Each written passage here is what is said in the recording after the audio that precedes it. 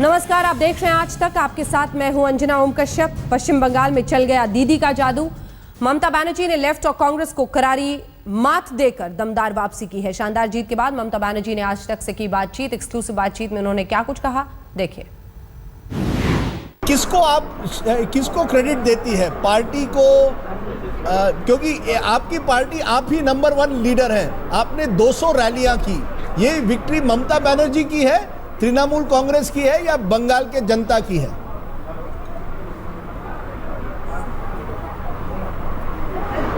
Always लोकतंत्र में जनता का ही विक्ट्री होता है। हमारा पार्टी का वार के लेकिन सबसे ज्यादा कैंपेनिंग तो आप ही ने की। हमारा पार्टी का वर्कर भी हमारा एसेट है, वो भी हमका बहुत काम किया। पर क्या, did you really expect such a big victory? I want an honest answer. You looked very nervous when I met you 1 month, 2 months ago. What changed? Why? What gave you such a big victory? No, not at all. No.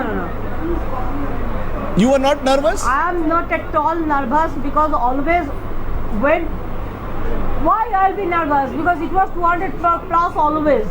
But you know that one section of people, they started making some conspiracy and they started some confusion among the people, and it didn't work at the grassroots level.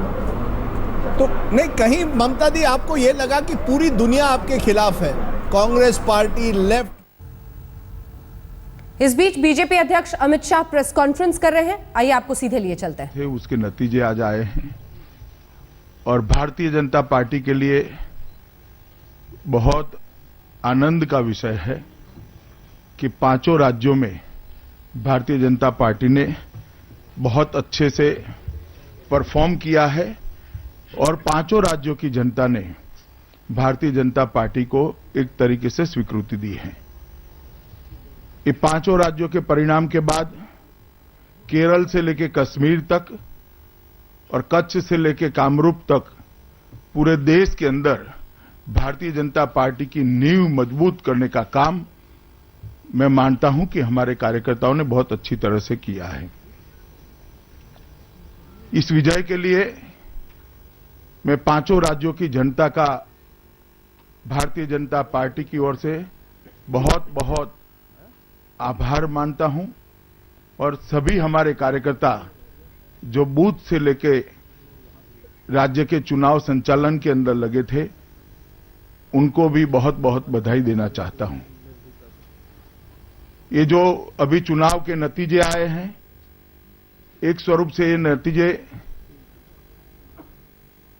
Narendra Modi सरकार के जो 2 साल के कामकाज है, इस पर जनता की मोहर है। सकारात्मक पॉलिटिक्स का विजय है, नकारात्मक प्रचार का पराजय है और देश में एक पॉलिटिक्स ऑफ परफॉर्मेंस की नई शुरुआत मैं यहां से देख रहा हूं। पार्लियामेंट के अंदर जिन लोगों ने अलग अलग राजनीतिक बहाने निकालकर पार्लियामेंट को विकास के रास्ते से भटकाने का काम किया, उनको 5 राज्यों की जनता ने अपनी जगह दिखा दी और भारतीय जनता पार्टी ने जो नारा दिया है, कांग्रेस मुक्त भारत, उसमें 2 कदम देश और आगे बढ़ा है और कांग्रेस मुक्त भारत के काफी नजदीक पहुंचे हैं।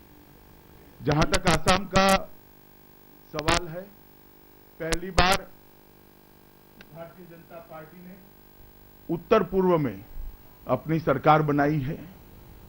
एनडीए गठबंधन को, जो भारतीय जनता पार्टी असम गण परिषद और बोडोज को लेकर बना था, वहां पर उसको भारी सफलता मिली है। 2/3 बहुमत से वहां जनादेश मिला है। स्वतंत्र रूप से भारतीय जनता पार्टी वहां सरकार बना पाए, इतनी सीटें भारतीय जनता पार्टी को प्राप्त हुई है। मैं मानता हूं कि उत्तर पूर्व में भारतीय जनता पार्टी के लिए ये बहुत अच्छे समाचार है और पूरे देश भर में भारतीय जनता पार्टी का कार्यकर्ता इससे आनंदित हुआ है।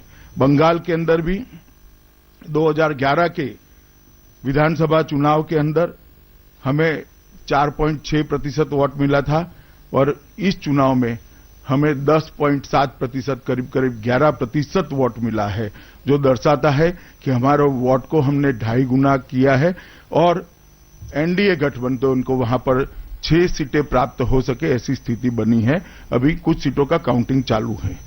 केरल के अंदर भारतीय जनता पार्टी ने एक बहुत मेहनत कर भारतीय जनता पार्टी के संगठन के विस्तार के लिए एक कार्य योजना बनाई थी। इसको भारी सफलता मिली है। गत चुनाव के अंदर केरल में भारतीय जनता पार्टी को 6% वोट मिले थे और इस चुनाव में एनडीए, जिसमें हमारा एक एलआई है बीडीजेएस, उसको मिलाकर करीब 15% वोट मिले हैं। तो 3 गुना वोटों में बढ़ोतरी भारतीय जनता पार्टी ने की है और एक सीट भी जीते हैं। पांडिचेरी और तमिलनाडु दोनों जगह पे हमने हमारा जो सफलता का ग्राफ था उसको बरकरार रखा है, उसमें कोई गिरावट नहीं आई है। हालांकि वहां पर सीटों की दृष्टि से हमें सफलता नहीं मिली है। झारखंड के अंदर भारतीय जनता पार्टी की 1 सीट थी, हम 1 जीते हैं। गुजरात के अंदर कांग्रेस की 1 सीट पर उपचुनाव था, वो भारतीय जनता पार्टी जीत कर आई है। और यूपी में दोनों सीटें वैसे समाजवादी पार्टी जीती है, मगर दोनों सीटों पर 1 सीट पर भारतीय जनता पार्टी को 9% वोट मिला था, इस बार 45% वोट मिला है। दूसरी सीट पर भारतीय जनता पार्टी को 8% वोट मिला था, वहां 37% वोट मिला है। मैं मानता हूं बहुत अच्छे चुनाव नतीजे उत्तर प्रदेश के अंदर भी हमें मिले हैं। आसाम का विजय बहुत दृष्टि से मायने रखता है। आसाम एक सरहदी राज्य है। ये वो राज्य है जहां से 10 साल तक कांग्रेस के प्रधानमंत्री आसाम का प्रतिनिधित्व करते थे। वो राज्य के अंदर बीजेपी की स्वतंत्र रूप से सरकार बन पाए, इतनी बड़ी मात्रा में भारतीय जनता पार्टी को यश मिला है और एनडीए को 2/3 बहुमत मिला है। और मैं आज यहां से आसाम की जनता को आश्वस्त करना चाहता हूं कि पूरा एनडीए बीजेपी के नेतृत्व में आसाम के विकास के लिए प्रतिबद्ध है और आसाम को काफी समय के बाद एक लोकाभिमुख सरकार देने का काम भारतीय जनता पार्टी करेगी और आने वाले दिनों में आसाम देश के विकसित राज्यों में शुमार हो सके, इस प्रकार से हम निष्ठावान प्रयास करेंगे। केरल के अंदर हिंसा की राजनीति के सामने भारतीय जनता पार्टी ने जो प्रयास किया है, मैं मानता हूं कि वो बहुत बड़ा प्रयास है और उसको सफलता भी मिली है। मित्रों, ये सभी राज्यों में जब भारतीय जनता पार्टी का चुनाव जब शुरू हुआ, तब भारतीय जनता पार्टी के पास पुराने जो आंकड़े थे, वो भारतीय जनता पार्टी इसमें बहुत अच्छा परफॉर्म नहीं कर पाई थी कभी भी चुनावी राजनीति में। इस बार भारतीय जनता पार्टी ने 2019 के लिए एक स्ट्रॉन्ग फाउंडेशन डालने का काम ये सभी राज्यों में किया है और ये जो सशक्त नींव पड़ी है, उस पर 2019 तक मुझे भरोसा है कि हमारी कैडर एक मजबूत विजय की इमारत बनाने में सफल होगी और भारतीय जनता पार्टी 2019 के चुनाव में ये सभी राज्यों में एक बहुत अच्छी सफलता प्राप्त करेगी। नरेंद्र मोदी जी की जो सरकार, भाजपा की सरकार, एनडीए की सरकार जो चल रही है, उसने गांव, गरीब, किसान के लिए जिस प्रकार की कार्य योजना बनाकर आगे हम निकले हैं, मैं मानता हूं जहां हमारा संगठन नहीं था, निर्बल था, वहां पर भी इसको बहुत अच्छी स्वीकृति मिली है। 2 साल 26 तारीख को मोदी सरकार को समाप्त होंगे। हमने भ्रष्टाचार मुक्त शासन देने का हमारा वादा था, वो निभाया है। राजनीति को विकास के रास्ते पे ले जाने के लिए हमने जो वादा किया था, उसमें भी हम सफल हुए हैं और दुनिया के अंदर भारत का सम्मान बढ़ाने में श्री नरेंद्र मोदी को अप्रत्याशित सफलता मिली है। इससे भी मुझे लगता है कि भारतीय जनता पार्टी के कार्यकर्ताओं को इतना अच्छा जनादेश प्राप्त हुआ है। जब मैं अध्यक्ष बना, तब भारतीय जनता पार्टी की टीम ने एक लक्ष्य रखा था कि 7 राज्य नीचे से केरल, तमिलनाडु, आंध्र, तेलंगाना, ओडिशा, बंगाल और आसाम, ये 7 राज्यों में हम पार्टी के संगठन का विस्तार करेंगे। मुझे आज कहते हुए हर्ष है कि लगभग 17-18 महीने के समय के अंदर हम ये काम बहुत अच्छे से कर पाए हैं और इसको हमारे कार्यकर्ता आगे पर भी करेंगे। मेघालय में एक उपचुनाव था, वो भी एनडीए ने बहुत अच्छे से जीता है और कांग्रेस ने दोनों राज्य जहां पर उनकी सरकारें थी उसको गंवाया है। तो एक तरीके से जो पार्लियामेंट के अंदर पॉलिटिक्स को आगे कर राजनीतिक मुद्दों को आगे कर और एक तरीके से जनता ने जो जनादेश दिया है इसके साथ नॉन कोऑपरेशन की एक भूमिका रखकर काम कर रहे हैं, अड़ंगा लगा रहे हैं और विकास को रोकने का काम कर रहे हैं। वो कांग्रेस पार्टी को देश की जनता ने एक रास्ता दिखाने का प्रयास किया है। मैं मानता हूं कि ये हकारात्मक परिणाम है और बहुत अच्छे परिणाम आए हैं। जयललिता जी और ममता जी को मैं बधाई देना चाहता हूं। दोनों राज्यों में उन्होंने बहुत अच्छी जीत अर्ज की है। उनको भी भारतीय जनता पार्टी की ओर से बहुत बहुत बधाई।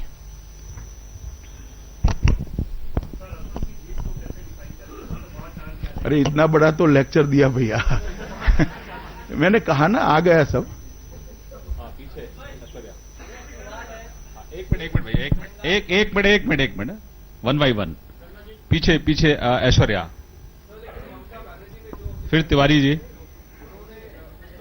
फिर रविंदर।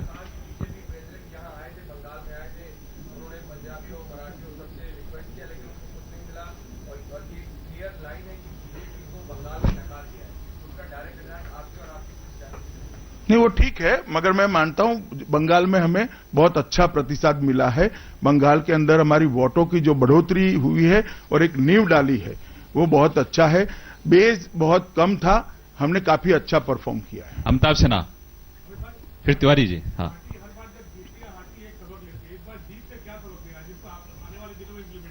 पार्टी के सबक सार्वजनिक करने के लिए नहीं होते हैं। Tiwari ji.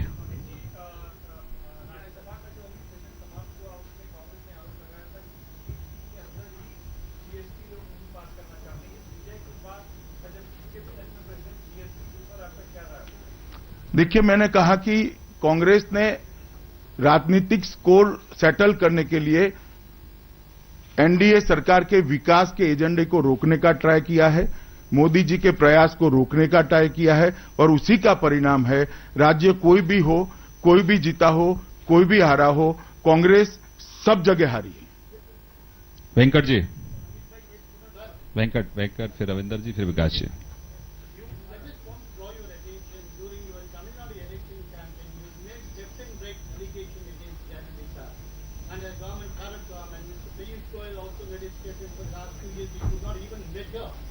How are you going to face in the parliament? Now the election is over. Now the people of Tamil Nadu voted once again to the Jayalalitha and ignored BJP. How are you going to take it? आमतौर पर कांग्रेस के अलावा सभी party जो जनादेश आती है इसका सम्मान करती है। मैंने भी जयललिता जी को बधाई दिया है। रविंदर जी।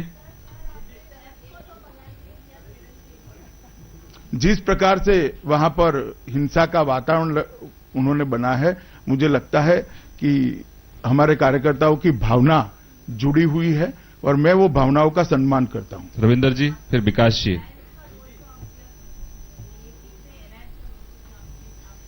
क्या असम में? नहीं, जीत में हर साथी का महत्व है, हर साथी का योगदान है, तभी जाकर इतनी बड़ी जीत आती है। मगर भारतीय जनता पार्टी को अपने बूते पर भी पूर्ण बहुमत मिला है। रविंदर जी।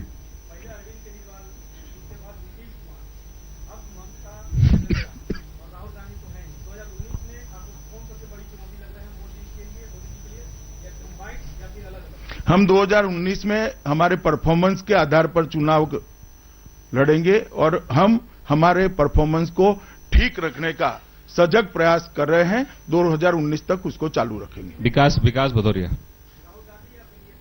अरे भाई, सामने जो होंगे वो होंगे, हम हमारे परफॉर्मेंस के आधार पर चुनाव लड़ेंगे। विकास भदौरिया, फिर अखिलेश शर्मा।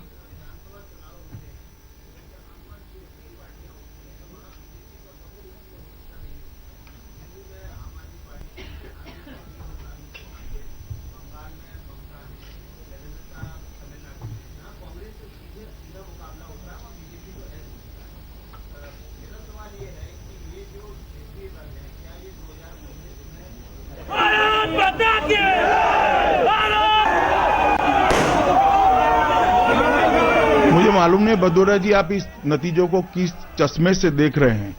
राजनीतिक बढ़ोतरी का जो ग्राफ होता है कभी यूं नहीं होता है, यूं होता है, और भारतीय जनता पार्टी ने ग्राफ की दिशा पकड़ ली है। इसीलिए मैंने कहा कि स्टॉन्च फाउंडेशन है 2019 के लिए, और इस पर एक बहुत अच्छी विजय की इमारत हम बना पाएंगे। अखिलेश जी,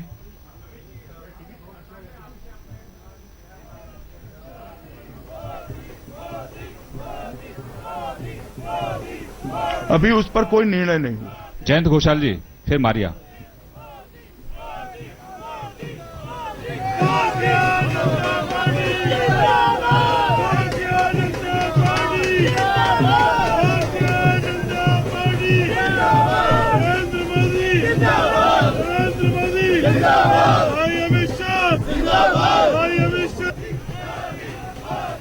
नहीं, मैंने भी संदेश दिया है, अभी आप रिसीव नहीं कर पाए। चलिए, हो गया।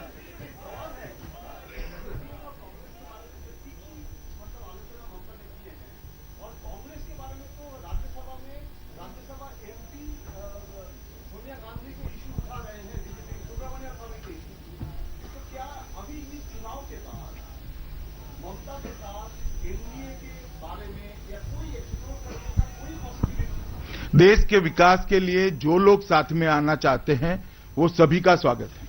मारिया, मारिया, फिर पीछे साथ।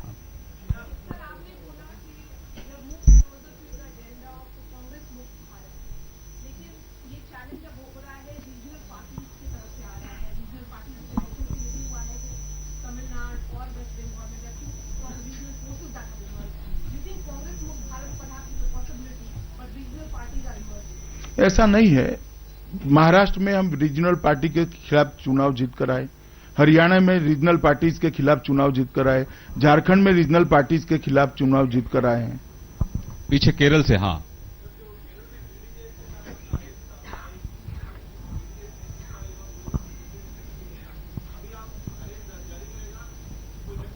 नहीं, जारी ही है अलायंस हमारा। विजय जी, आपके सामने जो बैठे, हाँ।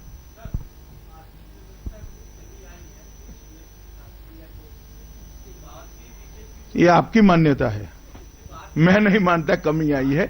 आर्थिक मोर्चे पर हर क्षेत्र में भारतीय जनता पार्टी की नरेंद्र मोदी सरकार ने अच्छा परफॉर्म किया। विजय जी, फिर मजूमदार जी, फिर अशोक सिंघल जी।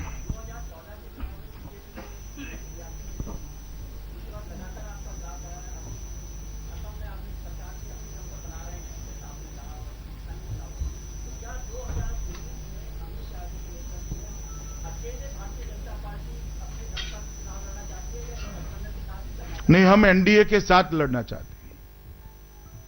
अशोक जी,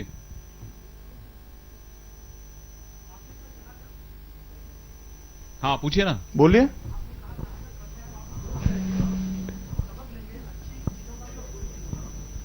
मैंने नहीं कहा, उन्होंने पूछा मुझे, मैंने ऐसा नहीं कहा भैया। पहले मैंने ऐसा नहीं कहा, फिर से सवाल पूछो। मेरे मुंह में क्यों यार शब्द डाल रहे हो तुम? बहुत धन्यवाद। हाँ, मजूमदार जी, आप। अशोक जी प्लीज, आज परिणामों को लेकर प्रेस कॉन्फ्रेंस है। एनडीए एलाइज को लेकर सरकार बनाएंगे। हाँ,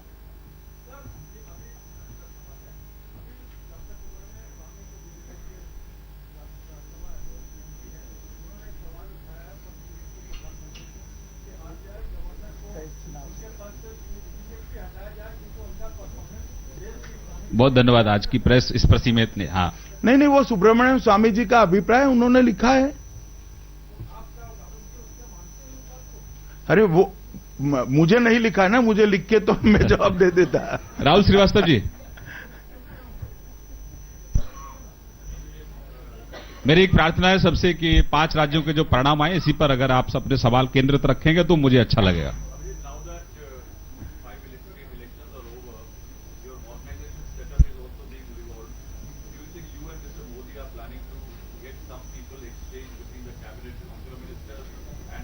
अभी इसके बारे में कोई फैसला नहीं हुआ है।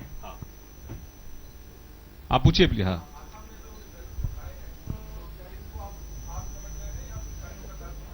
हाँ,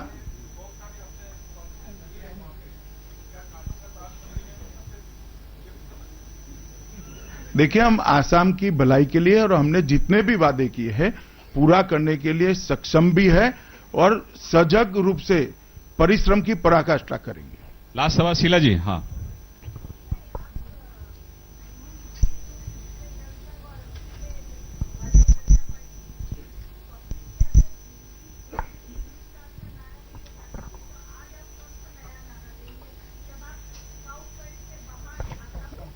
हमने हमारी बेसिक आइडियोलॉजी में कोई बदलाव नहीं किया है। भारतीय जनता पार्टी ने हमेशा परफॉर्मेंस की पॉलिटिक्स की है, विकास के एजेंडे पे हम आगे बढ़े हैं।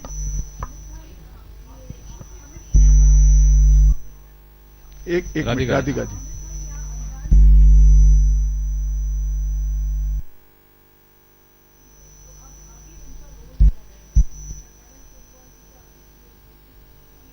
जो मुख्यमंत्री बनेंगे वो तय करेंगे।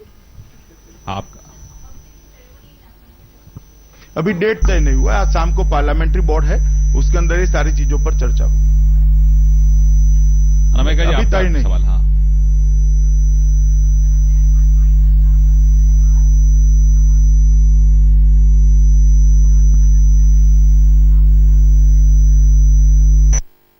परिणाम देखकर कांग्रेस के साथ जाने का साहस कोई नहीं करेगा। जो जो गया है वो सब हारे हैं। धन्यवाद, बहुत बहुत धन्यवाद। Thank you very much. BJP अध्यक्ष अमित शाह प्रेस कॉन्फ्रेंस करते हुए 2019 का रास्ता उन्हें 5 राज्यों के जरिए दिख रहा है, क्योंकि केरल में और पश्चिम बंगाल में आसाम की जीत के साथ इन 2 राज्यों में वोट प्रतिशत में इजाफा वो समझ रहे हैं कि बीजेपी की जमीन इन राज्यों में तैयार हो रही है और 2019 का लक्ष्य भारतीय जनता पार्टी के लिए आसान होगा। 2 साल की मोदी सरकार को भी लोगों ने हरी झंडी दी है आसाम में जीत को एक बहुत बड़ी कामयाबी बताते हुए और कांग्रेस की नाकामी की ओर इशारा करते हुए, कहते हुए कि कोई भी पार्टी अब कांग्रेस के साथ कम से कम नहीं जाना चाहिए।